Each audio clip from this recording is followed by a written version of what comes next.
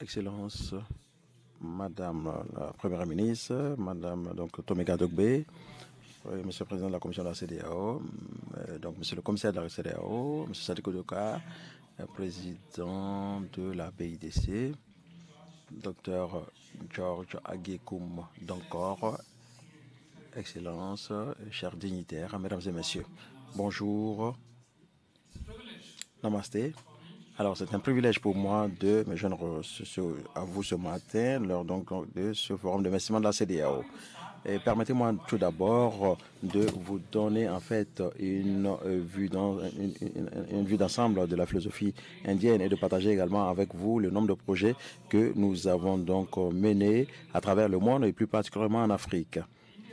L'Inde, l'approche de l'Inde pour le partenariat au développement est donc basée sur l'être humain et qui permet d'offrir de l'assistance en partageant l'expérience de l'Inde. Ces projets sont donc orientés par la demande et sont alignés sur les intérêts et les priorités de développement de nos pays partenaires.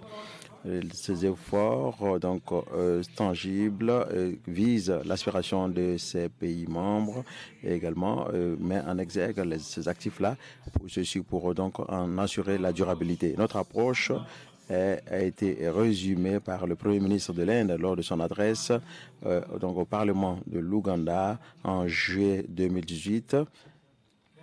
Et il a dit ceci, et je cite, notre partenariat de développement sera donc orienté par les priorités. Ce sera donc à travers des thèmes qui seront confortables pour vous et pour donc tirer parti de votre potentiel et renforcer votre avenir. Et nous allons donc voir vos capacités et également créer des opportunités au niveau local, et ceci dès que cela sera possible. Alors, j'en ai fini donc avec la citation. Nous allons donc travailler sur les chaînes ferroviaires, le développement donc des infrastructures et à assurer également des infrastructures au niveau des frontières et également des lignes de transmission, des réseaux informatiques et d'assurer également donc le transport du personnel à travers les différentes frontières. Nous allons également mener un certain nombre de projets dans le domaine de la santé, de l'éducation, du développement communautaire, du renforcement de la capacité, de l'agriculture et donc des infrastructures numériques, et ceci pour contribuer à la connectivité des différentes régions. Depuis lors, nous avons donc investi près de 32 milliards de dollars et donc à 68 pays, et ceci couvre 68 projets. Et sur donc ce chiffre-là, eh bien l'Afrique représente près de 30 milliards de dollars sur 13 pays. Il y a donc différents projets qui ont été donc pris en compte, et il y a 200 projets qui ont déjà été réalisés. Donc 85 sont en cours d'exécution et les autres projets sont à une phase préparatoire. Nos projets concernent les transmissions, les lignes de transmission, l'électricité, les chaînes ferroviaires, l'agriculture, les systèmes d'irrigation, les unités industrielles, le renforcement des capacités, et donc le génie civil et les équipements, entre autres. Au cours des récentes années, les différents projets tels que la télécommunication ont été inclus dans nos interventions. Certains de nos infrastructures iconiques en Afrique comprennent la construction du Parlement en Gambie, également le projet de construction du Parlement au Ghana, le Mahatma Gandhi, et donc le projet biotechnique Mahatma Gandhi de la Côte d'Ivoire, et également le projet de métro express en Maurice. Nous avons également mis en place la toute première usine de lait en Mauritanie, des projets d'usines sucrières au Ghana, et également des projets technologiques en Mozambique et en Eswatini. Donc, il y a également la construction d'une université indienne en Tanzanie et en Ouganda. Et donc, comme je l'ai mentionné un peu plus tôt, lorsque vous regardez en fait tous ces projets, ce qui en ressort le plus, c'est que l'Inde a le potentiel de pouvoir impacter la vie des populations de l'Afrique. L'Inde a également rejoint la CEDEAO en tant qu'observateur et travaille également et également il y a un ambassadeur de l'Inde qui est accrédité auprès du Nigeria et auprès de la CEDEAO. Ce partenariat a été renforcé après donc les arrangements spéciaux qui ont été mis en place et qui font de la Banque d'investissement et de développement de la CEDEAO la seule institution financière qui a donc le privilège de pouvoir avoir bénéficié des lignes de crédit indiennes. Ces lignes de crédit indiennes d'un montant de 1 milliard de dollars ont été mises à disposition de la BDC. Également, il y a des capacités de construction qui ont été également mises à disposition de la CEDEAO depuis 2018. Nous avons également mis en place un groupe d'études pour examiner la faisabilité et donc la possibilité de mettre en place des crédits préférentiels entre l'Inde et la CEDEAO. Au niveau donc de l'Inde, il faut dire que l'Inde a donc mis à disposition 85 lignes de crédit d'un montant de pratiquement de 40 milliards et pour donc la CEDEAO. 16 projets ont été mis en œuvre et le Togo a bénéficié de 8 de ces projets, et ce qui couvre donc des projets tels que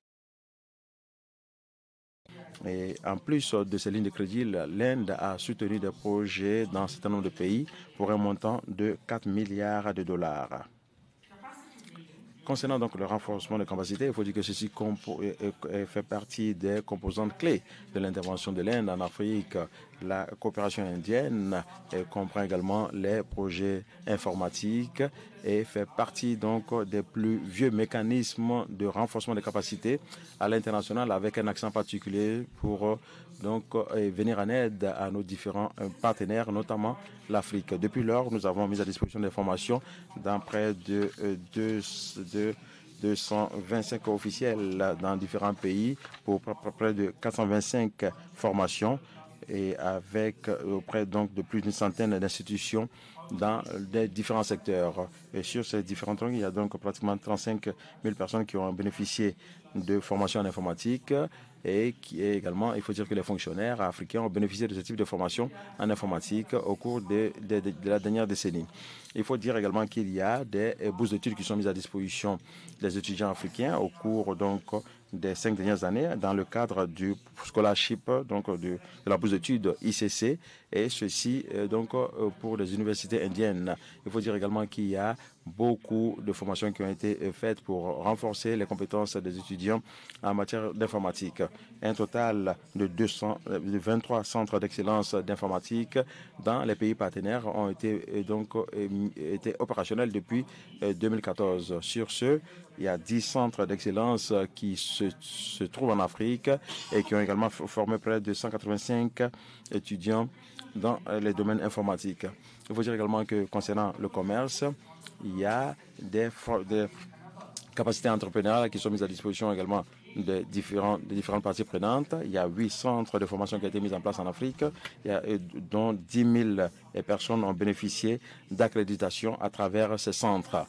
Il faut dire que l'infrastructure informatique de l'Inde a donc pu renforcer l'économie indienne et a renforcé également la connectivité entre les différents pays en réduisant le coût des transactions et également les transferts de fonds à travers différents pays.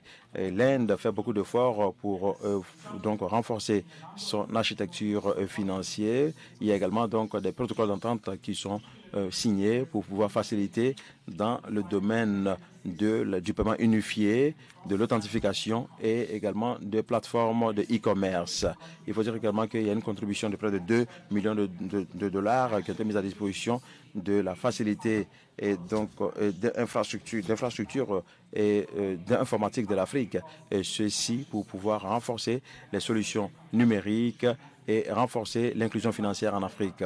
Vous êtes donc nous allons bien accueillir cette collaboration avec la BIDC afin de pouvoir étendre nos investissements aux différents pays de la CEDEAO, et ceci pour faire avancer l'intégration économique. Nous sommes également en train de voir la possibilité de renforcer cette équation donc triangulaire avec donc le Japon, les États-Unis et la Grande-Bretagne. Nous comptons également renforcer cette coopération à travers cette plateforme digitale avec l'AEC et également pour donc l'infrastructure digitale pour la résilience climatique.